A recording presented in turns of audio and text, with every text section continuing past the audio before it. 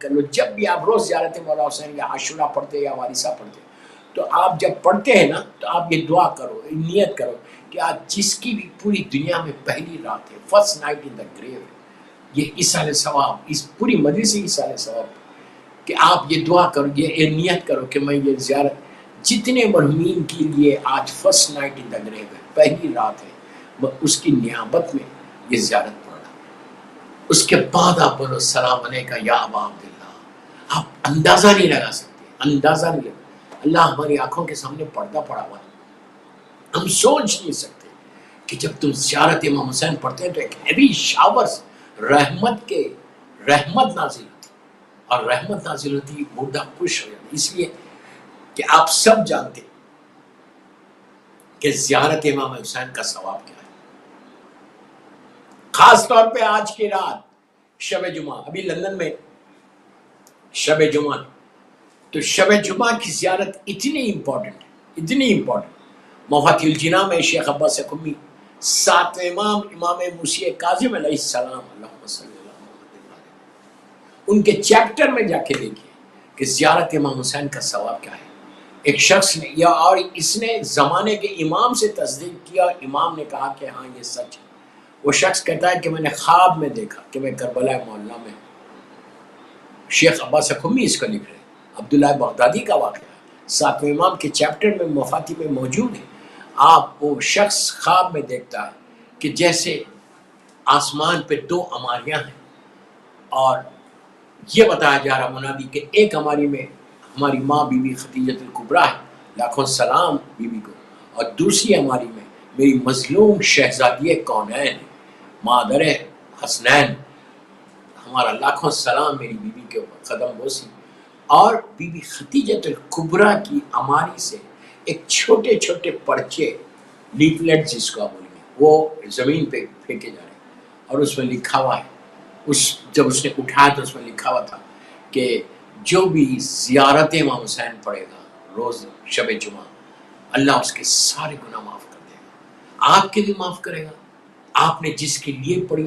اس کو بھی معاف کرے گا. آپ اس زیارت امام حسین پڑھنے میں ایک اور چیز یہ کرنا کہ یہ نیت کا، یہ بھی نیت کرنا، اس میں ثواب زیادہ ہے. یہ بھی نیت کرنا کہ میں یہ زیارت امام حسین شب جمعہ پڑھی یا پڑھتا ہوں بیماروں کی نیابت میں. سارے بیمار جو نہیں پڑھ سکتے، کوئی خدا نخواستہ ہاسپٹل میں، خدا نخواستہ کوئی گھر میں، اور وہ زیارت نہیں پڑھ سک رہا، تو آپ ایک جنرل آپ نیت کرنا کہ میں زیارت، جیسے آپ سب نیتیں کر رہے ہو اس میں ایک نیت اور ایڈ کر لو کہ یہ زیارت میں ان کی نیابت میں بھی پڑھ رہا کہ جو اس وقت بیمار ہے اور نہیں پڑھ سکتے. اللہ تم کو بیماریوں سے بچا لے گا، یاد رکھو تم بیماریوں سے بچ، اس لیے کہ تم نے دوسروں کے لیے کی. اسلام ہمیشہ یہ کہتا ہے کہ جب تم دوسروں کے لیے کچھ کرو گے نا، اللہ اس کا اجر تم کو اجر عظیم عطا کرے گا. لاسٹ ویک میں نے وہ آیت الکرسی والی روایت پڑھی تھی، اس میں تو جناب آدم سے لے کے، جناب آدم سے لے کے آج تک، نبی آدم علیہ السلام سے لے کے آج تک جتنے اللہ کے چاہنے والے، جتنے اللہ کو لا الہ الا اللہ کہنے والے، چاہنے والے سمجھے وہی ہو گیا، اللہ کے چاہنے والے اور محمد اور آل محمد کے چاہنے والے جتنے دنیا سے گزر گئے، ان سب کے لیے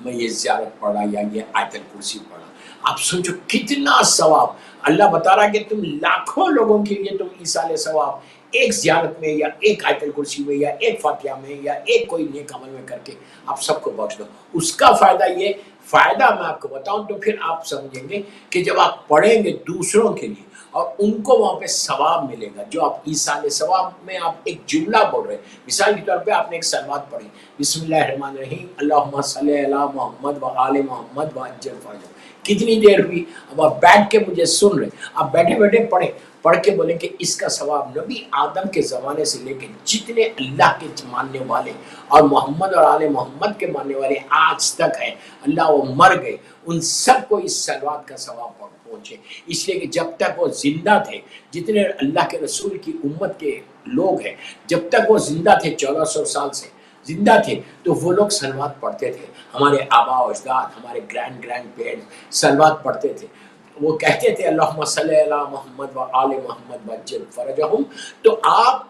اب نہیں پڑھ رہے، تو وہ ایک سلوات بھی جو آپ زندگی میں پڑھتے ہیں تو اس کا ثواب تو آپ کو ملتا ہے، اور جب ثواب ملتا ہے تو آپ اپنے ثواب کو بانٹ رہے۔ اب ایک بات اور کلیئر کر دوں، یہ کوئی نہ سمجھے کہ اگر آپ بولے کہ میں اتنے مومنین کو بخشوں گا تو مجھے کیا ملے گا، مجھے کیا ملے گا ایک سلوات کا ثواب، یہ ذہن سے نکال دو کہ اللہ یہ نہیں کرتا کہ جس نے پہلا پڑھا اس کو اس کے بعد تھوڑا تھوڑا، اللہ کے بعد چھوٹی چیز آئی نہیں، وہ غیر حساب دیتا ہے۔ اللہ ایسا کرتا ہی نہیں، اللہ یہ بولتا کہ تم نے کیا نا، اب لو جتنا لینا چاہے۔ اور اب زیادہ میں اپنی زبان میں اب آپ کو سمجھانے کے لیے بول رہا ہوں، ڈبل ٹرپل ہو جائے آپ کو کہ اس بندے کی نے اتنا خیال رکھا میرے بندوں کا،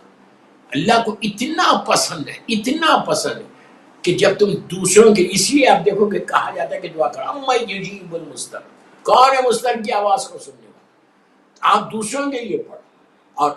مضطر جو ہے یہ آیت ہمارے امام زمانہ اجل اللہ تعالیٰ فرجہ الشریف اللہم صلی علی محمد و آل محمد وجل فرجہ، میرے مولا کی طرف یہ نسبت دیتی ہے۔ تو آپ جب دوسروں کے لیے کرتے ہیں تو وہ سب سے زیادہ اجر، اگر آپ یہ چاہتے ہیں کہ آپ کے اکاؤنٹ میں آتا رہے، آپ کی نیکیاں بڑھتی رہیں، دوستو یہ فکر کرو ہمیشہ کہ نیکی کو بڑھاؤ، اس لیے کہ میرے گناہ بہت ہے جو بڑھتے جا رہے ہیں، ہم 24/7 میں گناہ کر رہا، لیکن نیکی پتہ نہیں کون سی نیکی قبول ہو رہی،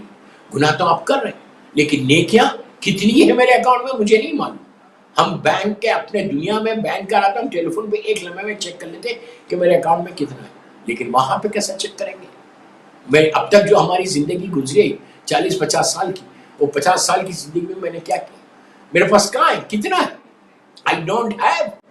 ایون، اگر ایک نیکی کے بارے میں بھی آپ یہ نہیں بول سکتے کہ یس میرے اکاؤنٹ میں ہے، ہو سکتا میں نے اس نیکی کو خراب کر دیا۔